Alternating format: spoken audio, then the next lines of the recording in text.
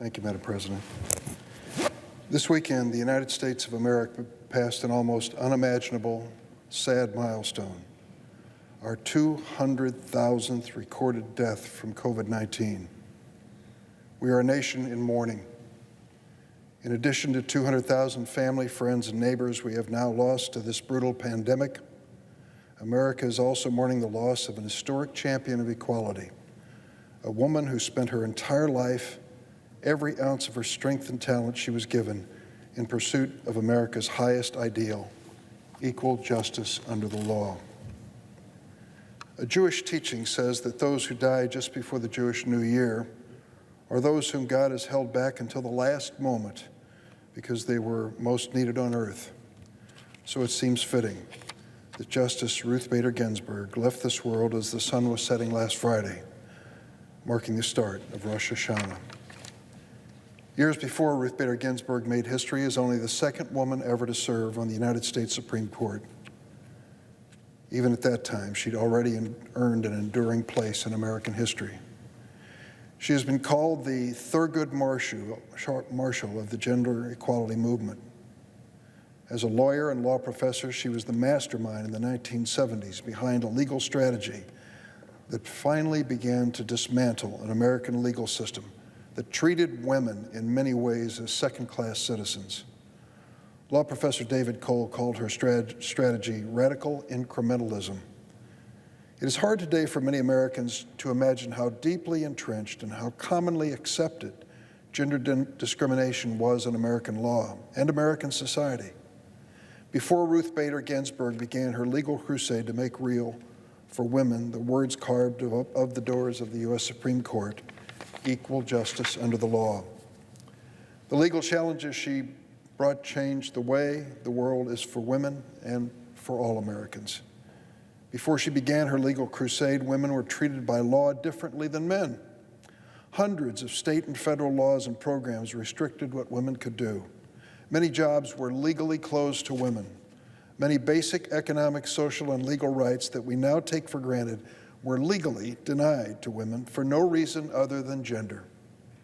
Before the legal victories achieved by Ruth Bader Ginsburg, a woman often could not, on her own, buy a car, open a checking account, get a credit card, sign a lease, obtain a mortgage, buy real estate, open a business, or obtain a business loan. She needed a man to co-sign. Before Ruth Bader Ginsburg, women could be and were barred from public institutions and excluded from whole professions. They could be demoted or fired if they became pregnant. In fact, Ruth Bader Ginsburg herself was forced to accept a lower-paying job with the Social Security Administration when she became pregnant at age 21 with her first child. Her legal strategy was cautious and strategic.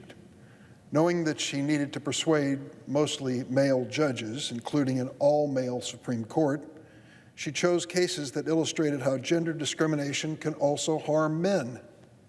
She took up the case of a young widower whose wife died in childbirth. The man wanted to stay home to raise his son, but was denied Social Security survivors benefits because such benefits by law could only go to widows.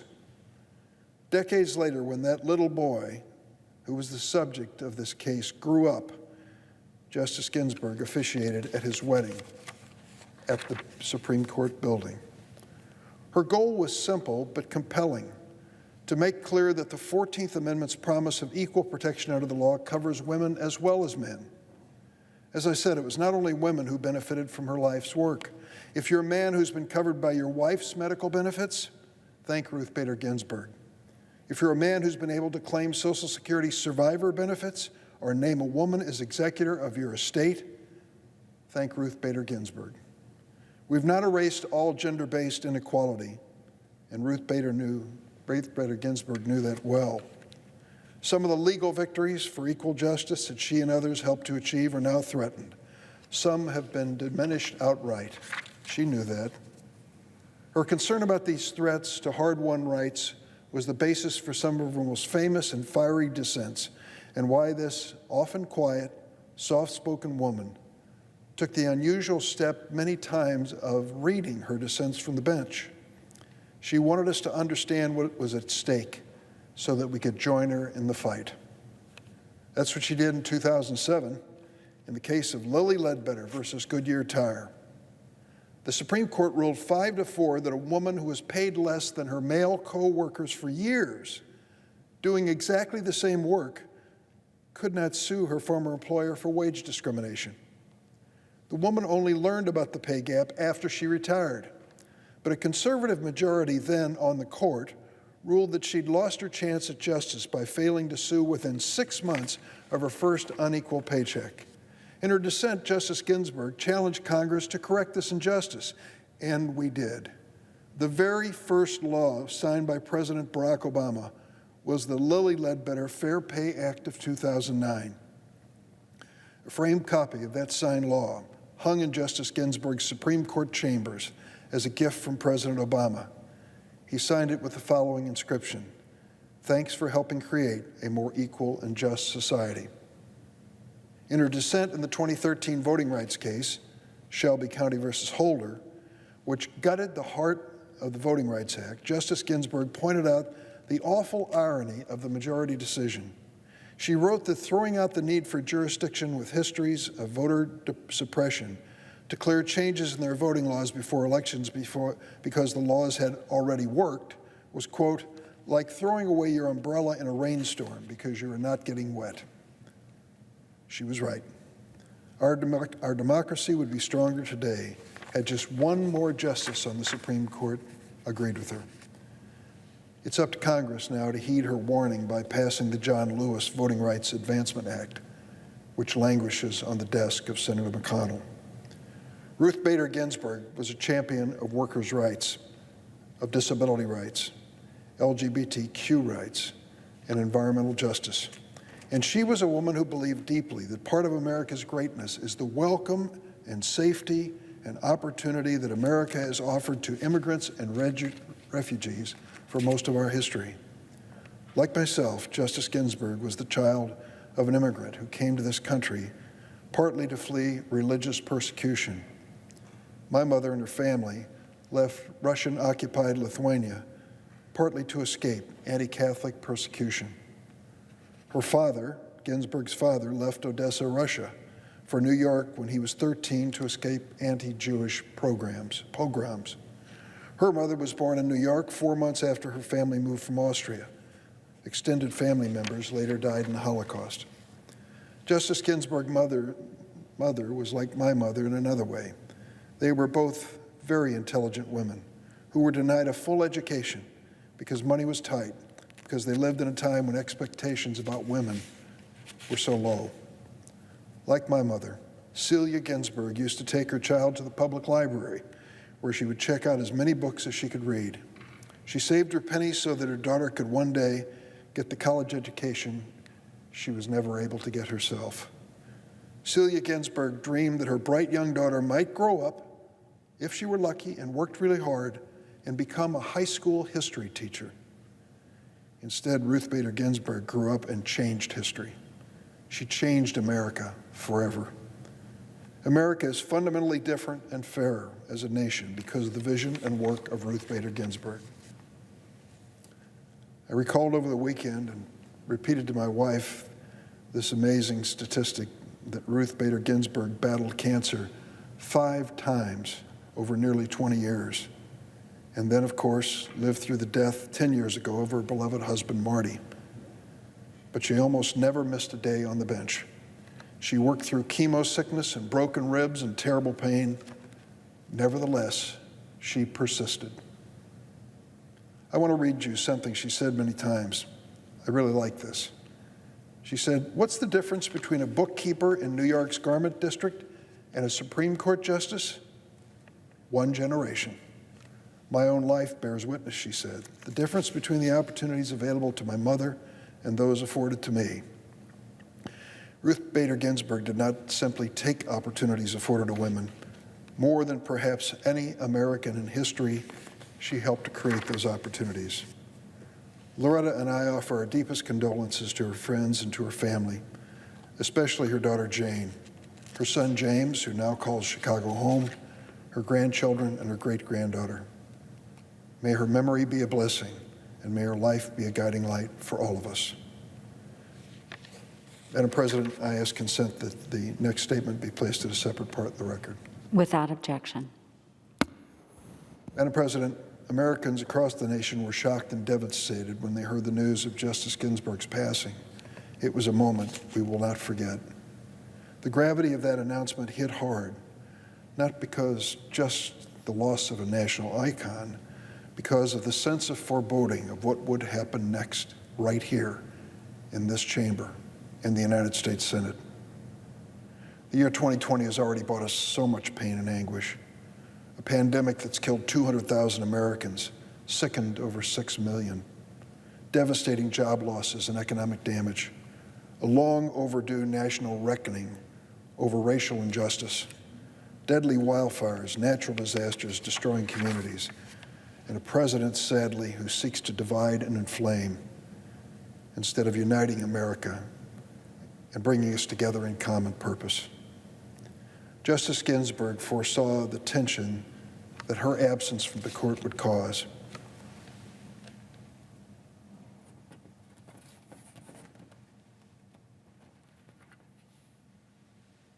Shortly before she passed away, Justice Ginsburg said, and I quote, "My most fervent wish is that I will not be replaced until a new president is installed."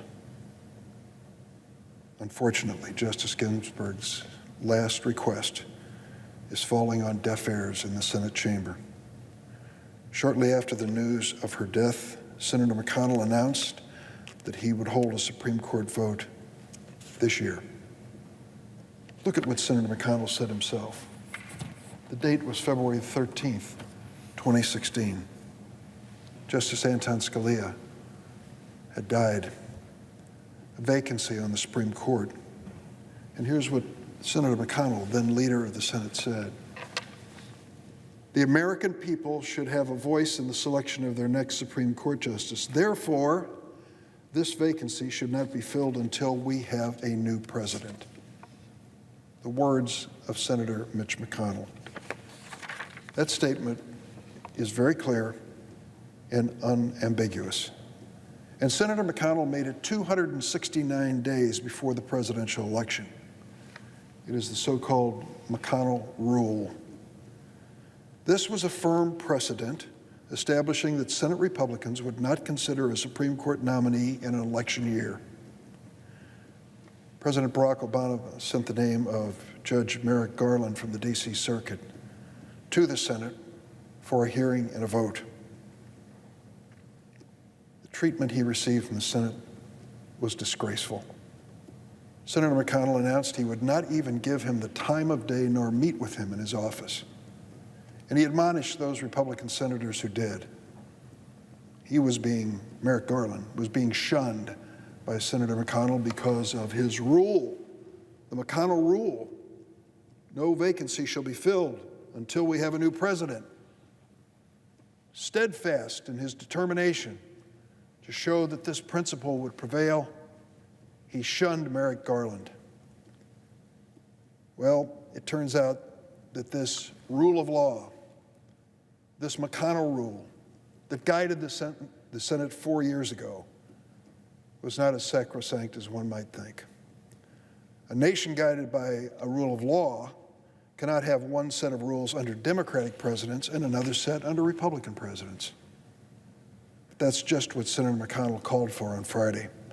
Shortly after the news, a short time after the news of Justice Ginsburg's passing, Senator McConnell said, quote, "President Trump's nominee will receive a vote on the floor of the United States Senate." In direct violation of his own statement 4 years ago, Senator McConnell said that within hours after the announcement of the death of Justice Ginsburg.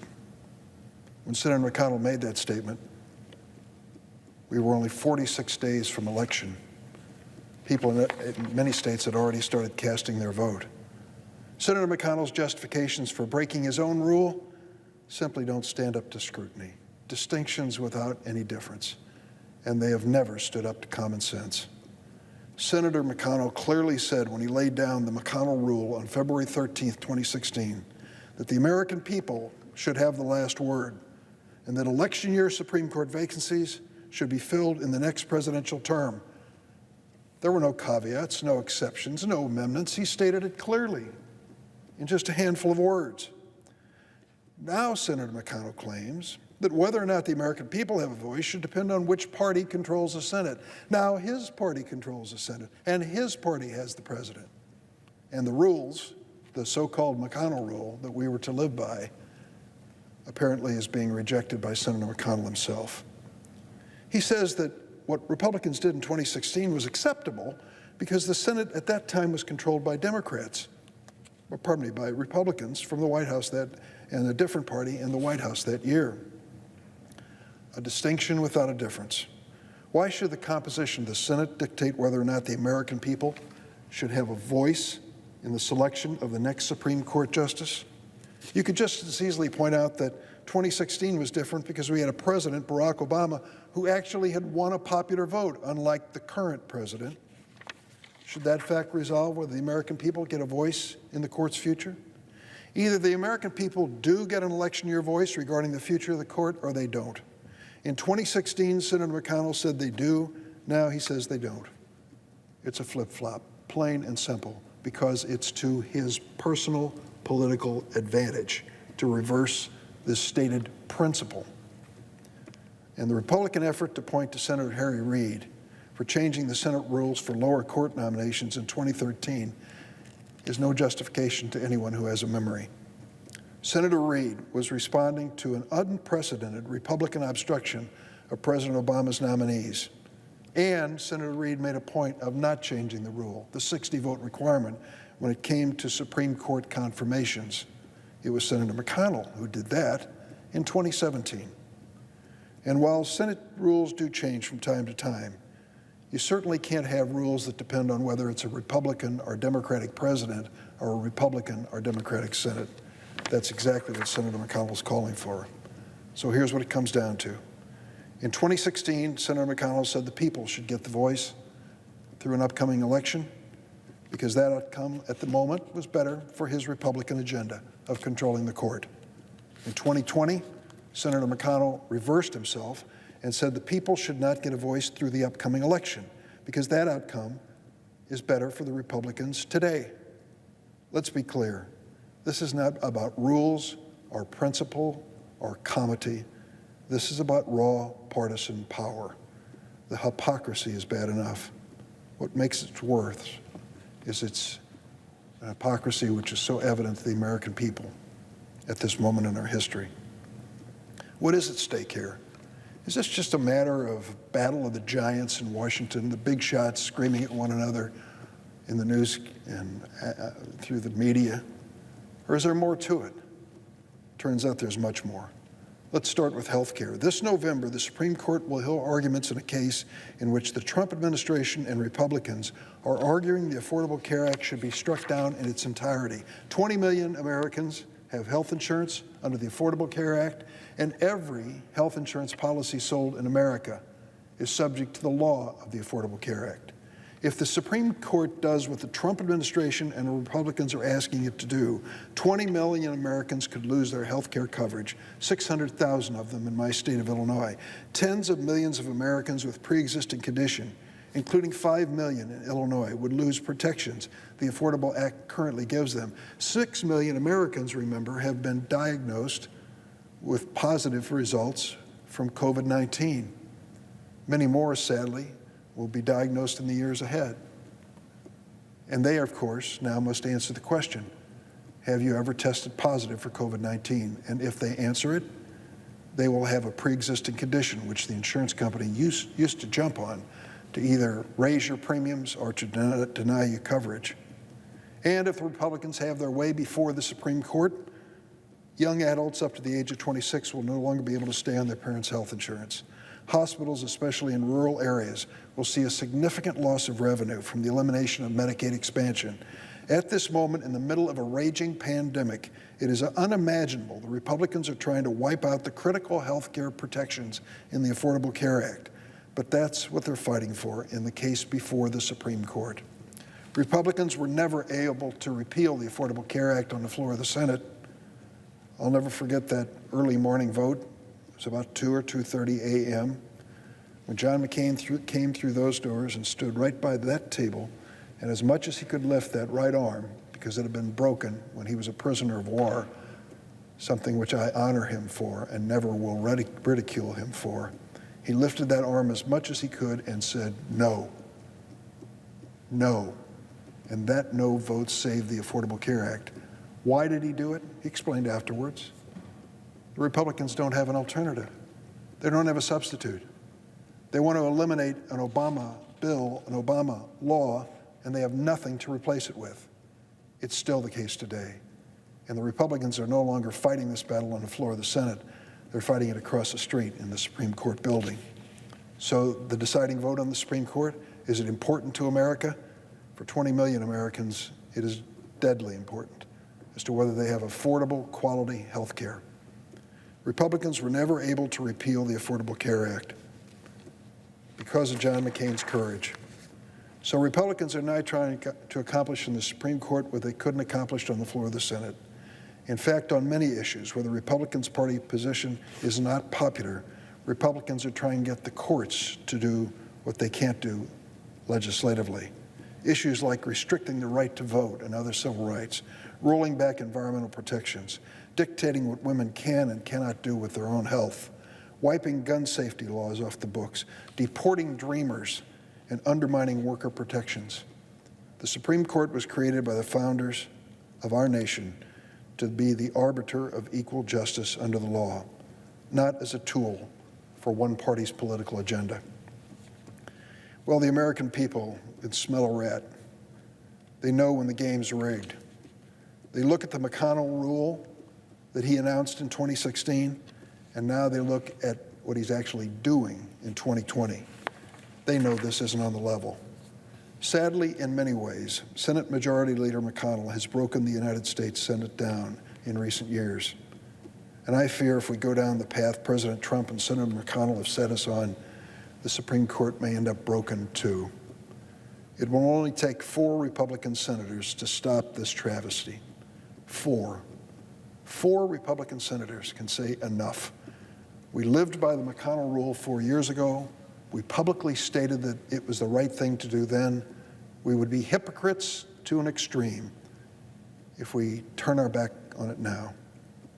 I just hope there will be 4 Republican senators with the courage, and it will take courage, to say that. We should honor Justice Ginsburg's fervent last wish.